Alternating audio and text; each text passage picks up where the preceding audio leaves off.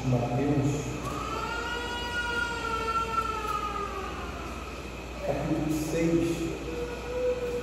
nós vamos continuar a exposição do Sermão do Monte nessa manhã.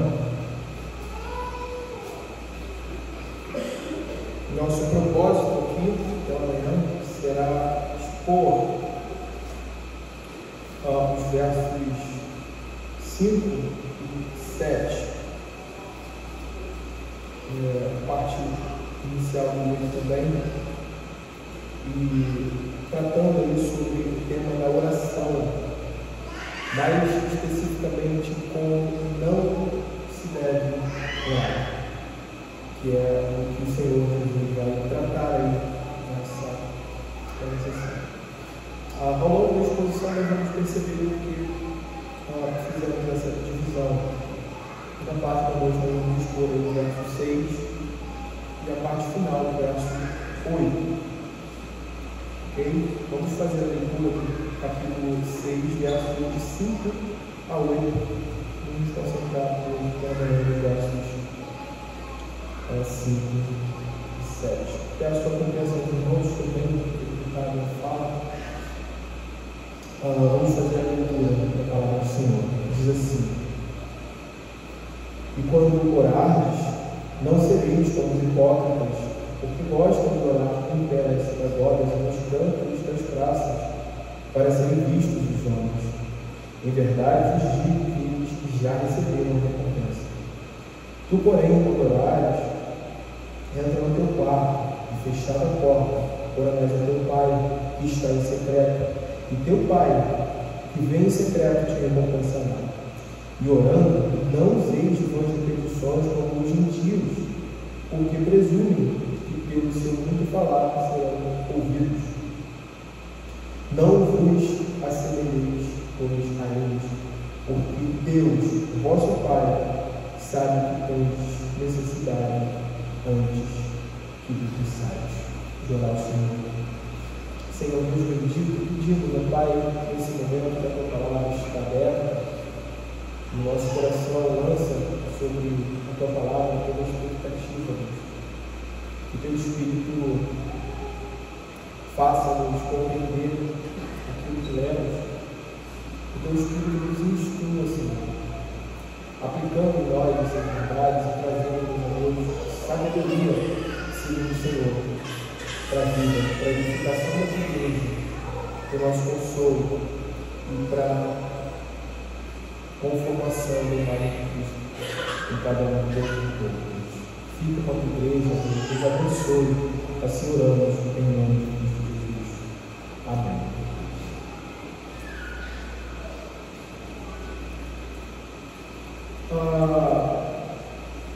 Irmãos, inicialmente nós devemos aqui perceber o propósito do Senhor aqui não é censurar a oração pública, assim como na sessão anterior que nós já expomos, o propósito do Senhor não foi censurar o auxílio aos necessitados, mas garantir que ao serem feitas, essas coisas precisam ter como alvo, como objetivo a glória de Deus, e não a nossa autopromoção, a nossa própria glória, louvor dos homens, como nós temos visto nessa sessão aqui. E isso fica marcado como um cabeçalho que dita as regras do viver piedoso dos filhos de Deus, nas palavras introdutórias de Jesus no capítulo 6, que nós já expomos, que diz: guardai-vos de exercer a vossa justiça diante dos homens, com o fim de serdes vistos por eles. De outra sorte, não tereis galardão junto a vosso Pai celeste. Então, agora, dando sequência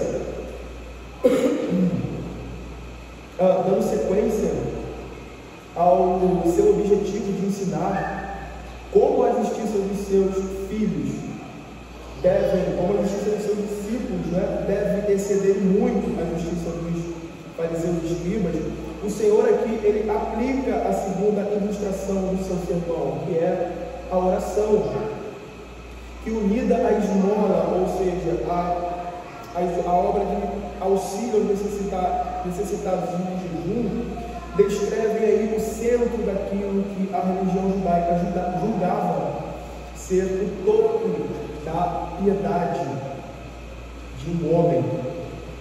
Então o Senhor aí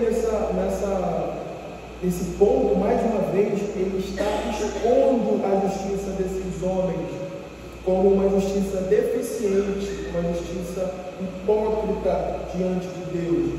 E algo que é bem perturbador e que nós precisamos dar atenção quanto a isso. Nós vamos tirar aqui aplicações com relação a isso para a nossa vida. É que essas coisas são coisas legítimas, são coisas ordenadas por Deus à sua igreja, ao seu povo, como ajudar o necessitado, como a oração e como o jejum, mas feitas pelas motivações erradas, elas são abomináveis, detestáveis e odiosas aos olhos do Senhor.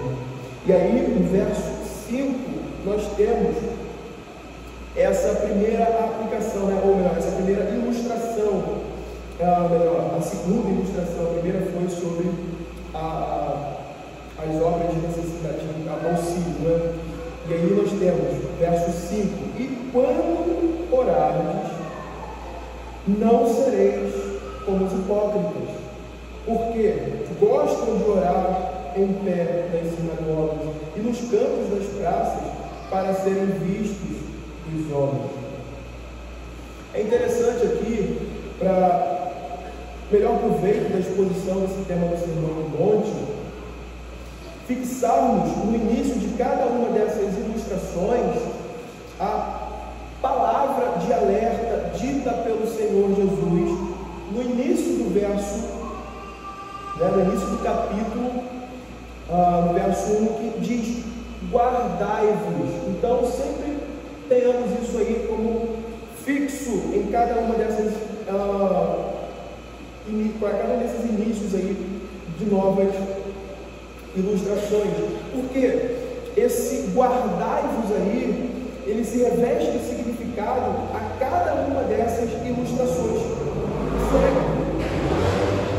As palavras iniciais do verso 5 carregam em sua essência o pressuposto da vigilância e diligência que nós devemos ter quanto às motivações do nosso coração ao fazer uso dessas coisas legítimas que estão circunscritas à vida cristã. E o princípio aqui, irmãos, é bem simples. O princípio apresentado aqui é o de que precisamos manter o nosso coração bem seguro, como nós falamos na exposição anterior, a fim de não venhamos a cair no tipo de piedade hipócrita, um tipo de piedade farisaica que está sendo condenada aqui pelo Senhor, onde começamos a tomar maior gosto por ter reputação diante dos homens, uma boa fama diante dos homens, e deixando de ver como algo vital o que somos em secreto diante de Deus, o nosso Pai, que vê em secreto como nós queremos ali. Isso é muito fácil acontecer, Isso é muito fácil acontecer, dada a corrupção do nosso coração e o impulso natural que nós temos pela aceitação dos homens. Isso é muito marcante na nossa vida, na nossa realidade como homens. Às vezes nós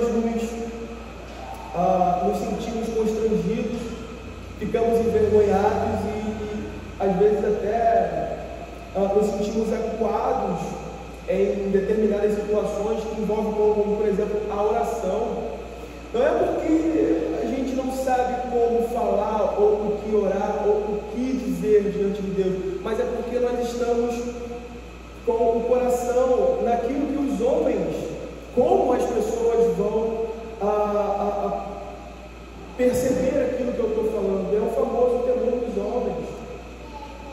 Não é aquele tipo de piedade que a pessoa se vê indigna.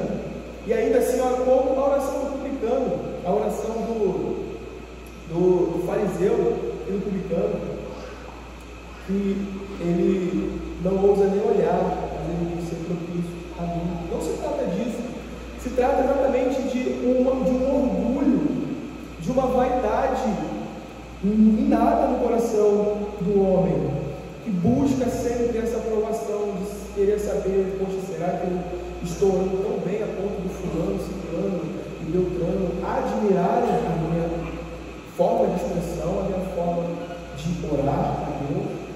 Então, nesse sentido, esse é o sentido que nós temos visto aqui. A oração, ela perde o seu propósito, o seu objetivo.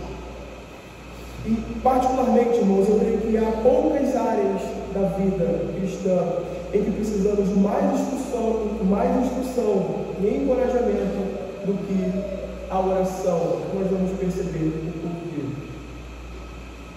E eu creio que a ilustração que diz respeito à oração, ou à devoção aqui, ela seja melhor compreendida quando conseguimos visualizar o contexto judaico de oração. Como esses homens aqui, embora estivessem fazendo uso de algo louvável, legítimo, eles perverteram a adoração, a devoção e comunhão com Deus em mera formalidade. Mera formalidade hipócrita. Certo comentarista aí dos evangelhos diz que nenhuma nação teve um ideal mais elevado da oração que os judeus. Nenhuma religião colocou a oração em uma escala mais alta entre as prioridades da piedade que a religião judia. Grande é a oração, diziam os rabinos, maior que toda boa obra.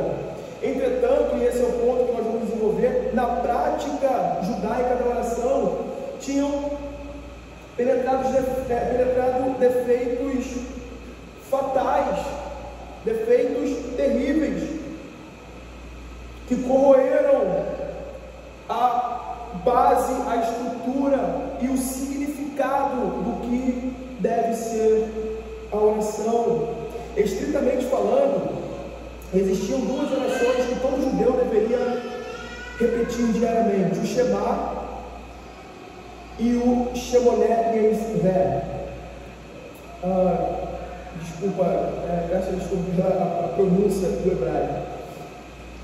Aí, o Shema, ele é o imperativo do verbo que em hebraico significa ouvir, e toma o seu nome do versículo que se considerava como a essência e o centro de todo o assunto, que está lá em Deuteronômio 6, verso 4, que diz: ouve, ó Israel, o Senhor nosso Deus é o único Senhor. A tradição rabínica estabeleceu que o Shema deveria ser recitado por todos os judeus integralmente, todas as manhãs, e todas as tardes, pois ele expressava uma afirmação central da fé judaica, como uma espécie de credo ou confissão de fé. E a segunda oração que todos os judeus deveriam repetir diariamente era o Shemoneh Yisrael, que é a expressão que significa as 18, que consistia em 18 orações breves, e essa que ainda segue sendo uma parte essencial do culto da sinagoga. E o ponto aí é esse: como subscritores, perceba, como subscritores ferrenhos da tradição dos antigos, os fariseus e escribas, eles eram esses homens que procuravam meticulosamente manter viva essa prática. Porém, o que nós vamos perceber aqui pela fala do Senhor, pelo ensino do Senhor, é que o mero uso de métodos e sistemas não pode garantir o êxito da piedade. Não pode garantir o êxito da piedade. Dentro desse contexto que nós estamos vendo aqui, que inicialmente teve um propósito bom, legítimo, de trazer diante dos olhos do povo de Deus a realidade de quem é Deus, da esperança que move eles nesse mundo, da realidade que cerca a fé deles.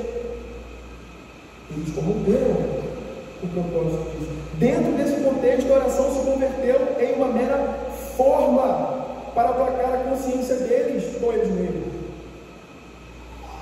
e para que eles pudessem manter boa aparência diante de toda a comunidade, que assim também vivia, pela busca de uma aparência.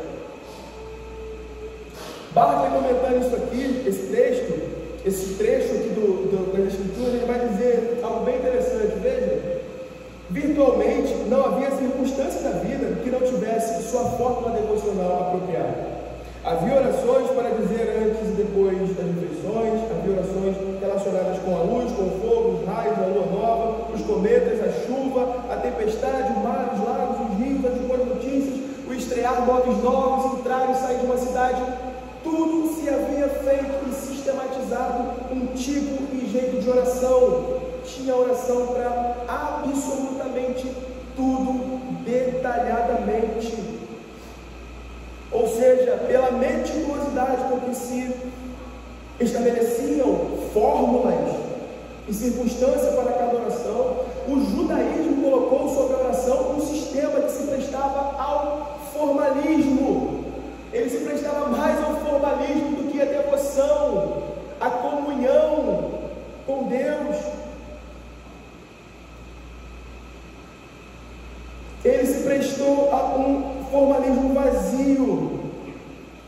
E a tendência é essa que nós vamos ver aí. A repetição mecânica das orações. São 9 horas. Chega lá. Um sistema que levou a basicamente repetições mecânicas, sem que ninguém lhes atribuísse maior significado. Esse comentarista vai dizer que quando se começa a pensar mais em como se está orando, que no que se está comunicando a Deus, a oração morre nos lábios e se converte em vã retórica. E aqui o Senhor ele está se referindo, em primeira instância, a esses homens, a esses homens em uma forma de reprovação severa, revelando que suas orações, e veja que coisa triste, lamentável e terrível, suas orações são do mesmo caráter deles, hipócritas, mentirosas. Só que em última instância, ele se refere e reprova a nossa postura hipócrita na vida cristã, quando agimos semelhantemente a esses homens em nossa devoção, em nossas orações, em nossa busca por piedade. É interessante aqui percebermos isso, que o Senhor ele se volta para os seus discípulos aqui. É como se ele estivesse no meio dessa multidão. Eu sempre trago esse ambiente, essa cena diante de nós, nas nossas exposições. Ele volta os olhares dos seus discípulos. Ele diz exatamente isso. Vocês, quando orarem, não sereis como os hipócritas, porque eles gostam de orar em pé nas sinagogas, nos cantos das praças, para serem vistos dos homens. Os fariseus e escribas eram esses homens. Eles eram esses homens que gostavam dos melhores lugares. Não bastava ser um lugar bom, precisava ser um lugar de prioridade, um lugar proeminente. Abra Lucas 18, verso 10 e 14.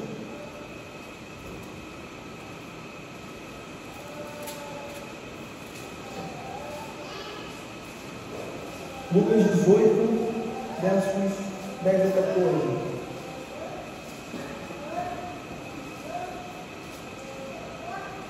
O texto vai dizer: 2 homens subiram ao templo com o propósito de orar, um fariseu e o outro publicano. O fariseu, posto em pé, veja, de quem o Senhor está se referindo como os hipócritas aí. O fariseu, posto em pé, orava de si para si mesmo, desta forma: ó Deus, graças te dou, porque não sou como os demais homens, roubadores, injustos e adúlteros, nem ainda como este publicano. Jejuo 2 vezes por semana e dou o dízimo de tudo quanto ganho. O publicano, estando em pé, longe, não ousava nem ainda levantar os olhos ao céu, mas batia no peito, dizendo: ó Deus, ser propício a mim, pecador. Veja o texto de Marcos, capítulo 12. Marcos, capítulo 12.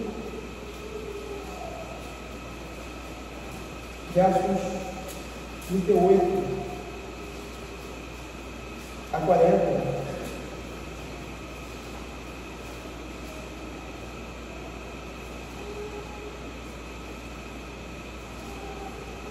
Veja, verso 38. E ao ensinar, dizia ele: guardai-vos dos escribas, que gostam de andar com vestes talais, e das saudações nas praças, das primeiras cadeiras das sinagogas e dos primeiros lugares nos banquetes. Esses homens, esses hipócritas aqui, eles são os fariseus. E é interessante aí a realidade que Jesus coloca, falando que eles gostam de orar em pé nas sinagogas e nos cantos das praças para serem vistos pelos homens. A ideia aqui que Jesus nós temos aqui na palavra de Jesus, eram aqueles homens que eles entendiam que o melhor lugar, melhor ambiente e mais adequado para a oração deveria ser o templo. E nesse deslocar para lá, nesse caminhar para lá, né, quando desse a hora, eles estivessem no caminho, eles se colocariam numa esquina, num lugar onde eles pudessem ser vistos, como aqueles que eles estão tão ansiosos para orar, que eles se colocavam ali e começavam as suas devoções diante dos homens. Para quê? Para provocar nas pessoas essa admiração, para provocar nas pessoas esse olhar. Veja como esse homem é um homem piedoso. Ele não se aguenta, né, até chegar no tempo. Ele lança primeiro suas orações diante de Deus. Então, eu queria aqui te chamar a atenção para um ponto determinante que resultou no fracasso e ruína da vida devocional, da vida prática de piedade, comunhão com Deus desses homens, que é o formalismo. Eu queria te chamar a atenção e gastar um tempo aqui com relação a esse assunto. E, irmãos, quando eu falo de formalismo aqui, eu queria que não limitássemos o formalismo apenas a um aspecto, meramente, mas que o víssemos em suas múltiplas formas de expressão na vida de uma pessoa religiosa. O formalismo pode se manifestar, e ele se manifesta em muitas formas e maneiras na nossa vida. Mas no que diz respeito à oração, o formalismo se torna ainda mais odioso e detestável, porque nesse gesto de devoção, nesse gesto de procura de Deus, ele invoca a presença de Deus, ele usa o nome de Deus de forma vã, como palco para a sua própria exaltação. Veja que coisa. E aqui é interessante porque os versos 5 e 7 trabalham esse tema de forma paralela, qualificando os hipócritas do verso 5, na figura dos escribas e fariseus, com os gentios do verso 7. Veja aí: e quando orardes, não sereis como os hipócritas, porque gostam de orar em pé nas sinagogas e nos cantos das praças para serem vistos dos homens. É verdade, os justos deles, que eles já receberam a recompensa. E aí o verso 7: e orando, não useis vãs repetições como os gentios, porque presumem que pelo seu muito falar serão ouvidos. Não vos assemelheis, pois, a eles. Nesse contexto, esse paralelo tem o propósito de expor a falsa religião dos hipócritas em sua corrida para o templo, para a devoção, para a piedade, com o mero formalismo morto, com esse mero formalismo morto em seus corações. E aí é interessante vermos isso, né? Formalismo quanto ao tempo. Nós vemos isso aí, né, no texto, no verso 7.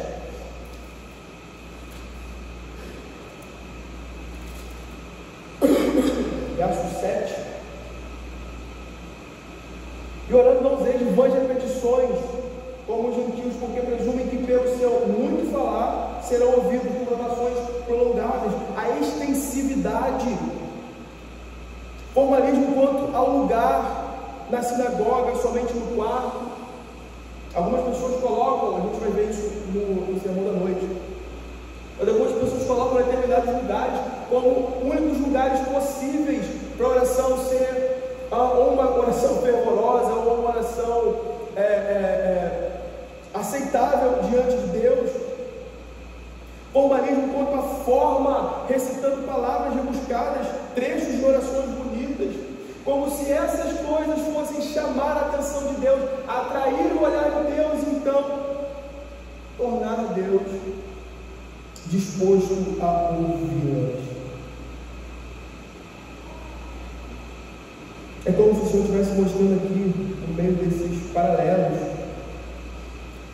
que aqueles homens religiosos, esse paralelo entre os hipócritas, os escribas e fariseus hipócritas e os gentios, o Senhor estivesse mostrando aqui, por meio desse paralelo comparativo, que aqueles homens religiosos que se julgavam justos e dignos do reino dos céus, na verdade são iguais àqueles que nada têm a ver com o reino dos céus, com a fé, que são gentios e os descrentes.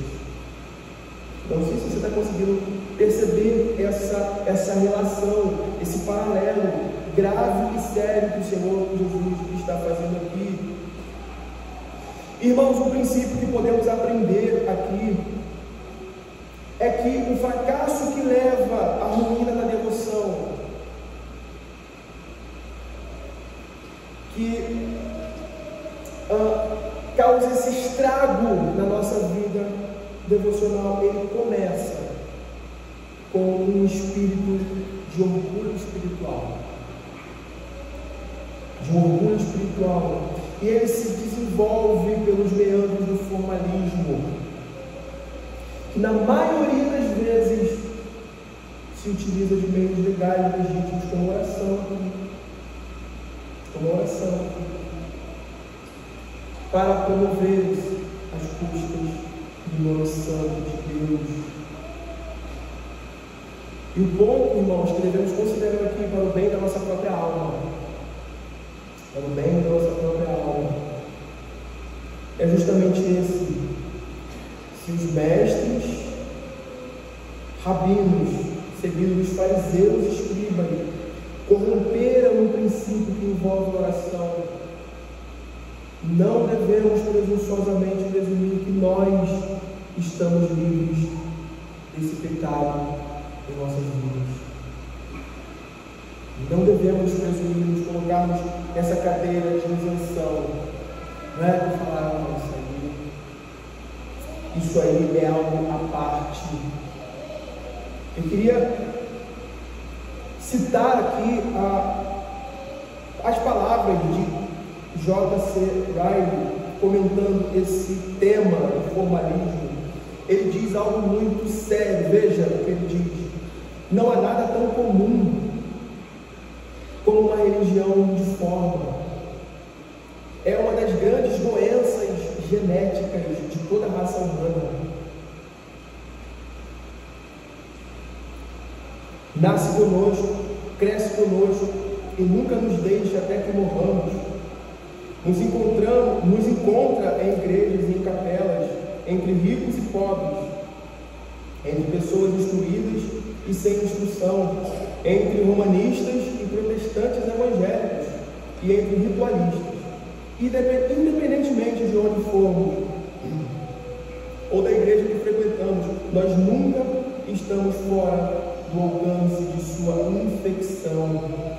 O homem que pensa que de modo nenhum há religião formal ao seu redor, em certa medida em si mesmo, é uma pessoa muito cega e ignorante.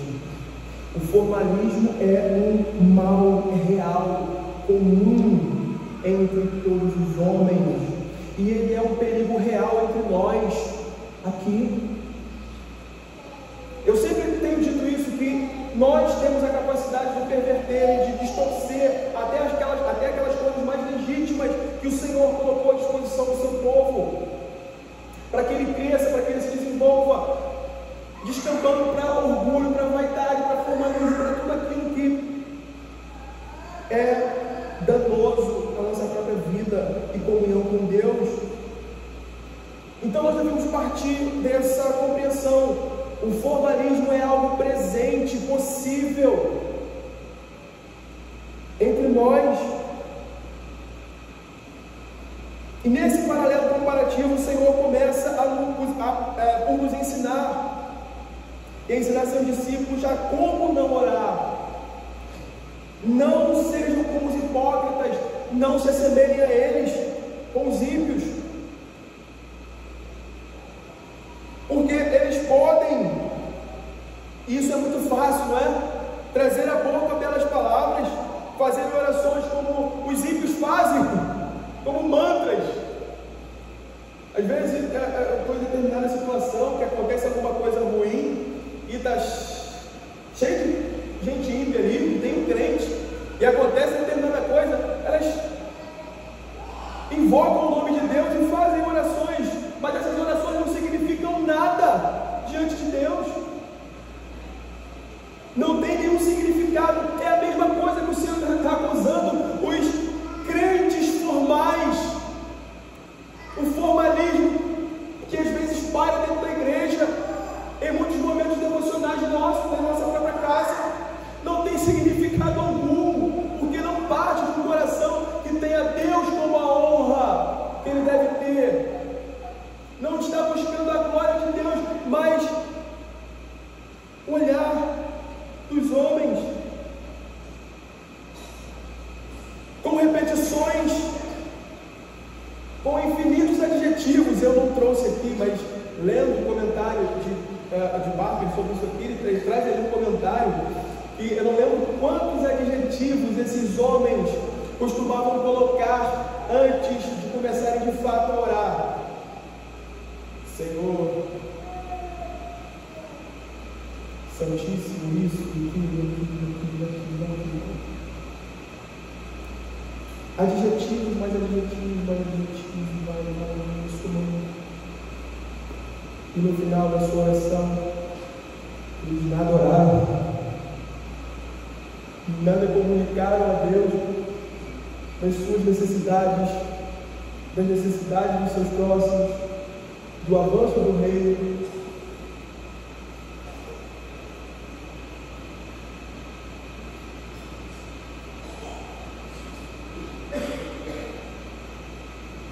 coração deles, na verdade, estão completamente desligados de Deus, de sua filiação com Deus em Cristo, da confiança na sua bondade pactual. São apenas palavras vazias, mortas, de um hipócrita. E esse ponto aqui que o Ryan coloca é bem tocante, né? Ele vai dizer que, do ponto de vista de Deus, uma religião formal, uma religião de formalismo, não é religião. Assim como um cristão formal não é um cristão, ainda que nominalmente ele se faça parecer.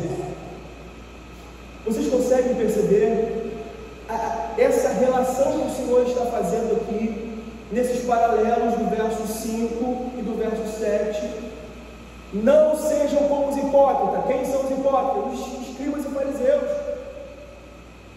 E adiante ele fala: não orem como os gentios. Isso não é em vão, isso não é por acaso. Isso não é por acaso.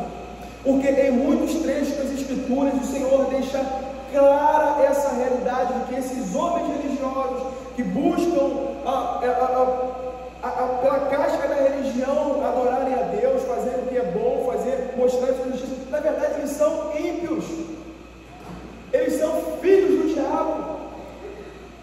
Não é isso que nós temos lá em Mateus 23, que fala que eles são aqueles que correm de cidade em cidade por fazer o prosélito, quando eles fazem, tornam 2 vezes mais filhos do diabo que eles, filhos do inferno do que eles.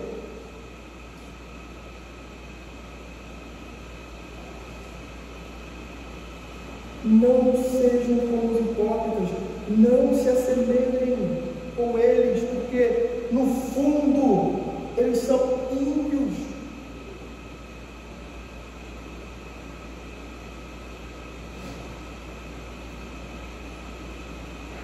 Eu queria que cada um aqui, cada homem, mulher, criança, jovem, percebesse a gravidade e a seriedade do que está diante de nós nas palavras de Jesus. É algo sutil, irmãos, é algo sutil, mas devastador para a nossa vida cristã. Devastador.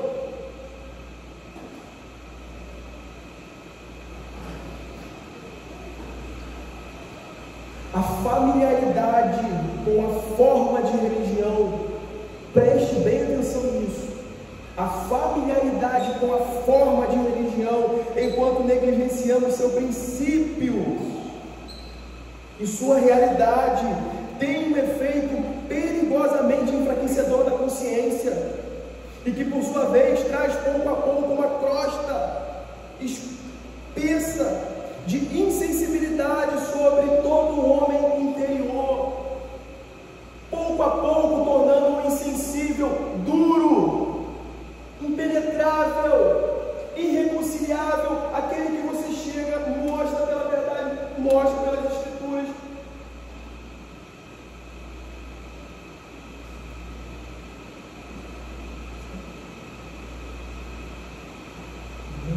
Tem uma penetração no coração, desce, sabe? Isso é perigosíssimo. Isso é perigosíssimo. Esse manusear ali das coisas santas, esse lidar com as coisas santas que estão envolvidas na vida cristã, quando aplicados de forma errônea, errada na vida cristã, tende a provocar insensibilidade no conhecimento, distanciamento, mais e mais de Deus. Ryan, comentando ainda esse ponto, ele diz: ninguém parece ficar tão desesperadamente endurecido quanto aqueles que estão continuamente repetindo palavras santas e lidando com coisas santas, enquanto seus corações correm atrás do pecado e da glória deste mundo.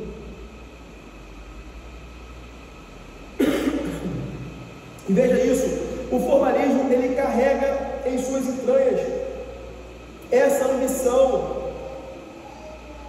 e esse anseio do louvor dos homens, que é um pecado, e ele despreza Deus como Pai e Senhor sobre os corações dos homens, sobre o seu coração. Por isso é como um parasita invisível na lavoura do povo de Deus. O formalismo, ele causou um estrago terrível na história do povo de Deus, fazendo com que ao longo dos anos, ao longo de todos esses séculos, os homens pudessem medir-se pela régua da justiça dos outros, de outros homens. O formalismo foi um dos principais pecados contra o qual os profetas do Antigo Testamento protestavam continuamente. Abra Isaías 29. Isaías 29, versos 13 a 16.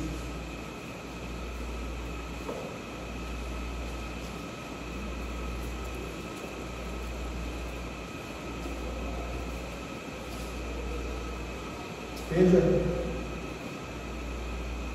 o Senhor disse, Isaías 29, 13, o Senhor disse: visto que este povo se aproxima de mim, e com sua boca e com os seus lábios me honra, mas o seu coração está longe de mim. Só até aqui. Nós temos muitos outros textos do Antigo Testamento, como Amós, por exemplo, Oséias, que vão deixar claro, ou bem evidente diante de nós, esse momento em que o Senhor chega diante do seu povo por meio do profeta. Ele vai falar: basta, eu não aguento mais receber. É interessante o termo que é usado mais aí, né? Sofrer esse tipo de coisa diante de vocês. Chega. Veja na história da igreja de Cristo, depois dos dias dos apóstolos, como rapidamente o formalismo corroeu a vitalidade, a vida dos cristãos. Olha para a Idade Média, como era chamada, né? O formalismo cobriu a face da cristandade tão completamente que o Evangelho parece que foi como que soterrado por um longo período. E por fim, considere a história das igrejas protestantes nos últimos anos. Em quão poucos lugares a religião é algo ainda vivo. A fé, a piedade, a devoção ainda é algo real e vivo na vida da igreja. Olha para a realidade das igrejas na Europa. Berço da reforma. Me diga como anda. Assustador.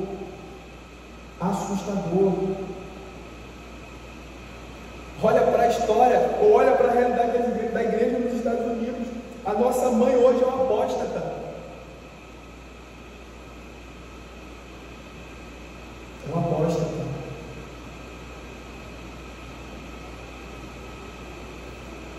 Olha para a realidade das igrejas no Brasil. E quando eu falo que é apóstata, é justamente porque a igreja presbiteriana dos Estados Unidos enviou os seus missionários para o Brasil, desenvolveu o trabalho aqui. Hoje, ela nega os princípios basilares e fundamentais da fé. E quando você vai estudar a fundo Quando você vai estudar as razões, os motivos ali, o formalismo está lá. O formalismo está lá. Como essa praga que começa nessa lavoura de forma sorrateira, silenciosa. Os homens não têm vida com Deus, eles são entregues assim, eles gostam de glória, eles vão conduzir a igreja de Cristo para esse mesmo caminho. Eles são apóstatas hoje, apostataram, eles fizeram uma nova confissão de fé, negaram a confissão de fé que nós temos, negaram as escrituras, os princípios basilares da fé. Quando você olha para a realidade da igreja do Brasil, é lamentável. Muitos aqui nasceram e cresceram no berço reformado. Graças a Deus por isso, irmãos. Você é um jovem, está aqui hoje, cresceu no meio da igreja presbiteriana. E principalmente, não que a nossa igreja seja a melhor igreja do Brasil, não é. Temos os nossos defeitos, somos homens.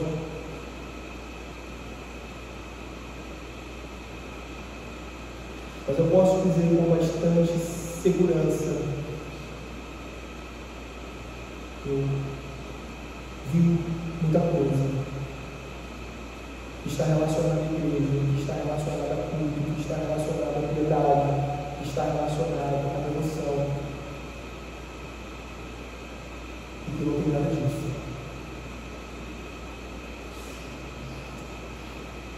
O formalismo está na base de toda essa deteriorização do cristianismo fraco, xoxo e sem Cristo que nós vivemos hoje no nosso mundo.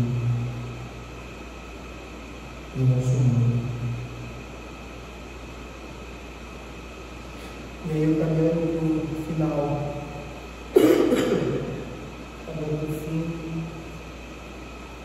o que a gente olha, o que a gente percebe aqui com relação ao estrago do formalismo, a recompensa dele. A recompensa do formalismo na prática é a separação de Deus. É o rosto escondido do Senhor contra o seu culto hipócrita. É a ausência de Deus da Assembleia Solene. E aí eu faço uma pergunta no que isso pode resultar, e eu te convido mais uma vez a olhar para a realidade da igreja. Vou repetir o que eu disse: a recompensa do formalismo na prática é a separação de Deus, é o rosto coberto do Senhor contra o culto hipócrita, é Deus ausente da Assembleia Solene, porque Deus não pode suportar a iniquidade e a falsidade associada ao culto. Abra Isaías 1. É isso que se pode esperar. Igrejas mortas, púlpitos sem vida, crentes fracos e deficientes na fé. Porque Deus está ausente da Assembleia. Deus está ausente com o rosto virado. Isaías 1, 13 a 15 diz: quando vindes para comparecer perante mim, quem vos requereu só pisardes nos atos? Não continueis a trazer ofertas vãs. O incenso é para mim abominação. E também as festas de lua nova, os sábados, as convocações das congregações. Não posso suportar a iniquidade associada ao ajuntamento solene, as vossas festas da lua nova e as vossas solenidades. A minha alma as aborrece, já me são pesadas, estou cansado de as sofrer, pelo que quando estendeis sim, quando multiplicarem as vossas orações, não as ouço.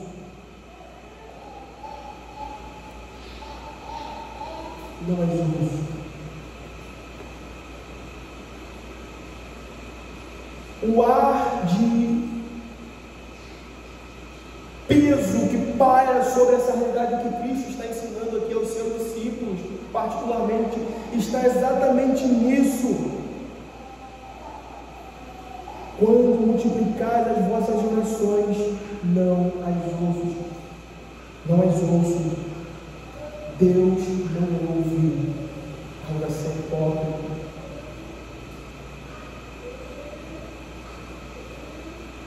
A oração que é feita, ainda que direcionada a Deus, a devoção que às vezes é feita, ainda que direcionada a Deus, tendo Deus como alvo, mas que o centro, o objetivo, o propósito interno do coração de quem a faz é a plateia, é aquilo que vê, é aquilo que ouve. Deus não tolera. Irmãos, quero concluir dizendo algumas coisas aqui. Uma das coisas mais terríveis,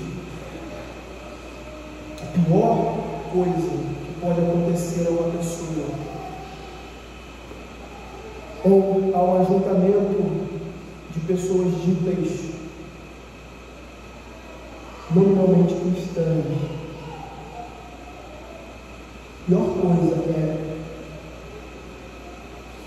não apenas não ter Deus favoravelmente voltado a elas.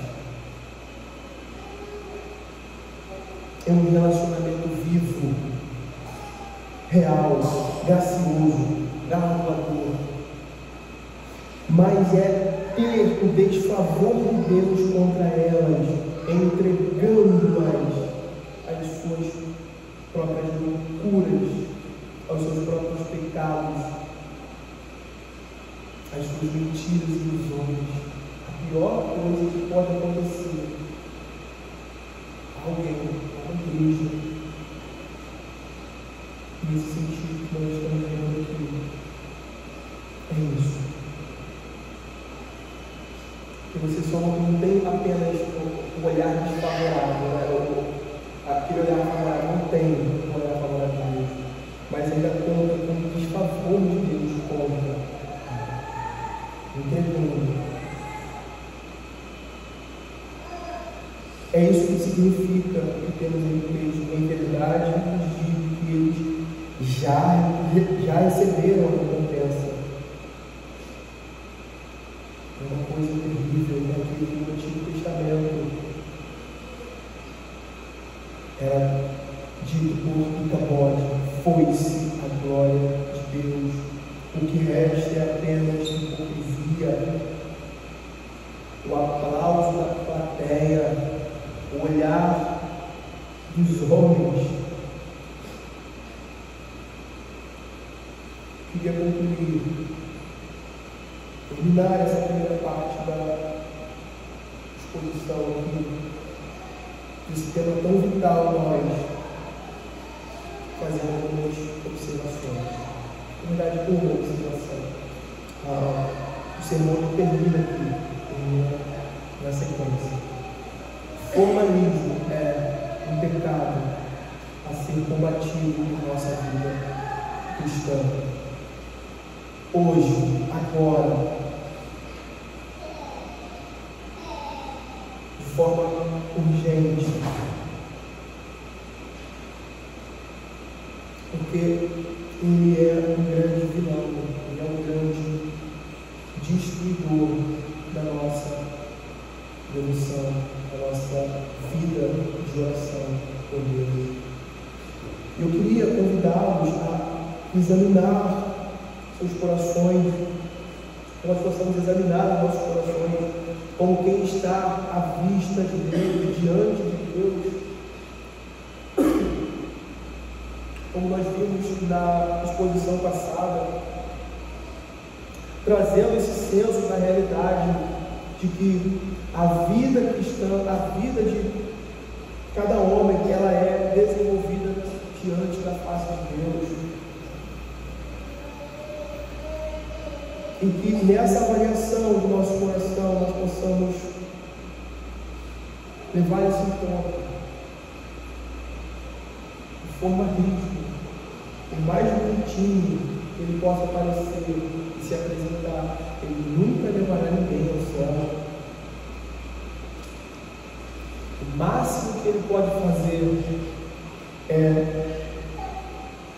ficar na porta da entrada, como os fariseus faziam, lidando com as coisas eternas, falando, cogitando sobre as coisas do reino dos céus, teorias atrás de teorias, falas atrás de falas, às vezes cogitando de doutrinas, cogitando disso, cogitando aquilo, mas vivendo uma realidade completamente fora, lidando de forma trivial, como os fariseus faziam em Mateus. Abra Mateus 23. Mateus 23, verso 13.